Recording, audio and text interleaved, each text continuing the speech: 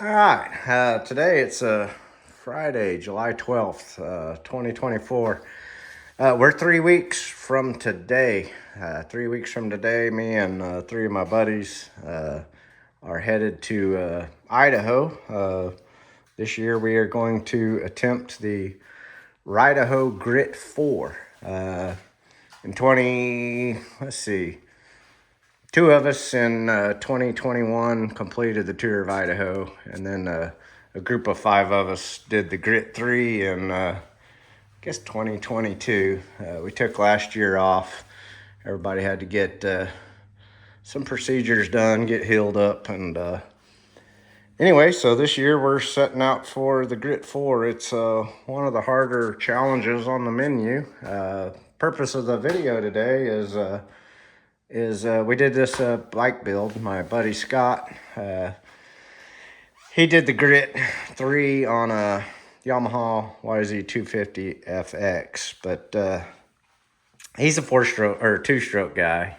Was never really crazy about a four-stroke, and the Grit 4 being a little harder, challenging ride, trying to reduce some weight, go as light as possible, and gave him a good excuse to pick him up a 300. He's always wanted a 300, and now he's got an excuse to get one. So anyway, I wanted to do a bike build on this 300. It's the 2024 Gas Gas 300 EC. It's their hard enduro model. Good thing about it, it comes with the open chamber forks, which he wanted. Of course, the Gas Gas comes with linkage. I'm riding a KTM 300 XCW.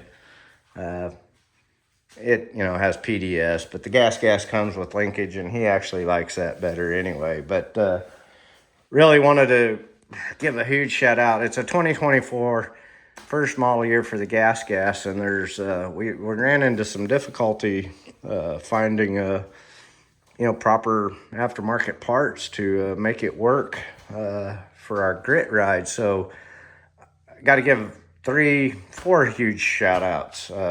One to Todd Tarver at KTM of North Texas. He's the one that set us up with the bike. Got most of the parts for us. Secondly, Chris at Moto Minded. Moto Minded, those dudes are great. I called them up. They helped us. They even made a custom wiring harness for the bike, and I'll explain that more in a minute. But huge shout out to Moto Minded. Pat at IMS. We ordered a tank with the bike, but a lot of the KTMs now are don't have the oil tank, but the EC does, and the tank that we were given wasn't set up. You couldn't get it on because of the oil filler port cap, and so we had to get with Todd and Pat at IMS, and they actually, I think, kind of custom made one off of their initial production line and got it to us. We just got the tank on today. It's a little different setup. You're still limited on room, so we're going to have to use a squeeze bottle. They send a syringe with their kit. Obviously, we ain't got room to carry that big old syringe. But anyway, we needed the big tank, and they made it happen for us. So huge shout out to them. Taco Mike, he helped us out. We're still waiting. Hopefully we can get it before the trip, but we ordered up the the low fuel pickup mod that he has. These bikes, I think we'll be all right on the Grit. We're not running a bunch of roads, so these new bikes, the fuel pickups up here, and if you're not sloshing fuel up to that center chamber, you're gonna run out. And anyway, we reached out to him. He's trying to get us one of the first ones off production. Hopefully we'll have it before the Grit, but I think we'll be okay if we don't get it. So Yeah, anyway, back to the build. It's a Gas Gas 2024 EC300.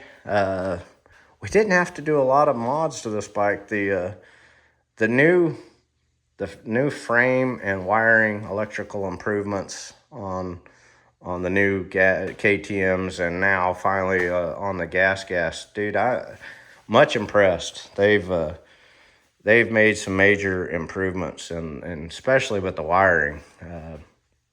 Much improved. So let's see. Let's start with the build here. We didn't have to do a lot. Again, with the new design changes, it's really pretty good. So my buddy had already bought this XL80 Sport light for his Yamaha. You know, it won't fit. They don't have nobody has anything that I could locate that would fit the headlight into the stock Gas mask. So, you know, I reached out to Chris at Moto Minded, and they actually made a custom harness for me. So we bought their dimmer. You know, the bike came street legal, so it already had the high-low switch on it. So Moto Minded made me a custom harness that would go from the 4-pin sealed stock harness to the 2-pin Baja harness, and we bought their dimmer kit. So now we have high, low, off function, and we got the XL Sport, which will be good enough for this trip. Unfortunately, it would not fit into nobody has the stuff for the Gas headlight mask. So you'll see we have a hint of orange. My buddy doesn't like that, but it's gonna work just fine for this trip. We had to put a KTM headlight mask and a KTM front fender in order to accommodate the headlight. But, you know, it's most important that we have the light. And again, Moto Minded, they were huge. They got us the changeover kit and the bezel, custom made the harness for us. We also bought the stout mount and the wedge for mounting the Trail Tech. So yeah, huge shout out to them. They went out of their way to help us out. So again, we ordered the bike. We got the fan. Todd at SLM put the fan on for us before we picked it up. And of course, hand guards. This is the buddy antenna for the Trail Tech. I don't know if you've never ran a Trail Tech. We always thought the buddy feature was kind of a gimmick, but in all of our team rides that we do, it's quite a nice feature. You can always see, even if you're out of communication range with your buds, you can see them on the screen, and you know when they had trouble and when to woe up. And so yeah, I think that's all we've done up on the front. We pre-rode the bike. The suspension feels pretty good. He rode it. He was happy with it. We swapped. I rode it. I was pretty happy with it. It's still a little choppy at slow speed, but the faster you got, the better the suspension was. So it was good enough not to spend a bunch of money. You know, on mine, I went with the MX Tech shocks, and you know, it's really good. I mean, the stock's not as good as that, but it's pretty good. What else? Of course, Todd had put the high-low switch on for us, so we already had that. The tank, again, it wouldn't fit. You know, Todd and Pat at IMS, this is the first one that rolled off their line. I don't even think you can buy them yet. So we've got that situated. We're ready to go there. What else have we done? Put the jump box leads in case the battery dies. We can jump it off. We put the Molecule Motorsports skid plate on there, and again with the new frame design, it just fit freaking like a glove. I mean, it went. We got brackets up here at the front, but they screw in to pre-made holes on the frame for those brackets. So that was a clean installation. And then back here on the back, the frame already has you know, 2 screws in these holes. You just back those stock screws out of the frame. You put these in. Slick setup. It's got the you know, the protection for the shock and the linkage. So nice setup there. The gearing, you know, they changed the gearing. I mean, this is a dinky little bitty rear sprocket, but you know, we were kind of concerned about that, but they also changed the gearing and the transmission. So on our first test ride, we were quite comfortable with the gearing and don't think it needs any changes. So he's gonna roll with that. They also improved the chain guide. You know, I upgraded the one on my 300, but with the new design, it's kind of got that built-in frame protection. So we felt that was good enough. He is gonna replace the sprocket when we put the bibs and the tires on for the trip. He's gonna put a twin wall steel ring sprocket on there. Yeah, it's new air filter design. He ordered her extra filter and some filter skins that will run on the trip. Again, you know, KTM's had them out a few years, but they've improved their kickstands. Again, we feel that's adequate for the trip. So, you know, that's an upgrade he didn't have to make that I did. So, yeah, what else? So the wiring, again, the wiring is so much improved. You know, you don't have the relays anymore. You've got a circuit box, if you will, that acts as the relays. They've really cleaned up the stiring a great deal. Of course, we put the license plate bracket on. He's still got to put his giant loop saddlebags and the giant loop mount plate. He's still got to put that on, but we're going to go ride our second shakedown ride tomorrow, so he'll do that afterwards. He's got a shark fin that he's going to put on, hasn't done yet. He doesn't have a recluse. He just bought the billet cover.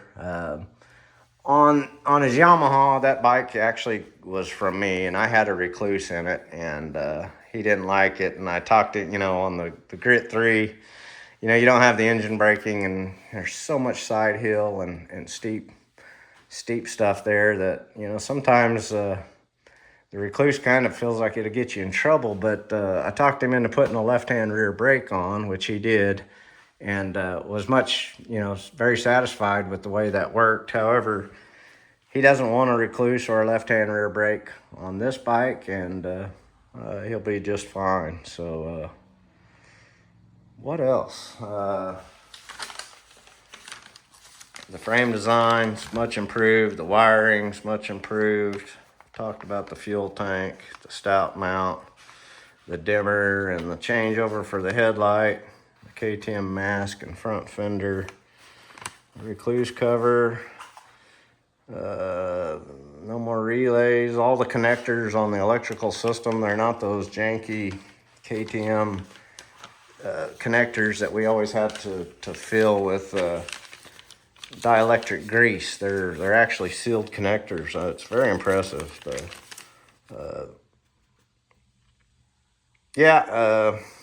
They do come with silver wheels. He doesn't like the silver wheels, so he bought an extra set of takeoffs from Todd. They are KTM wheels. That makes him happy. I think they stamped on here somewhere, but anyway, just giving him a hard time. So yeah, that's the build. Again, we're off in 3 weeks. We'll be Team Armadillo. We did the Grit 3 a couple of years ago. Now we're gonna try the Grit 4. I don't know if we'll be successful or not, but hey, we're gonna be in Idaho for a week riding dirt bikes. So however it turns out, we're gonna have a good time. So here's my old trusty 300. I was gonna take the 350 on this trip.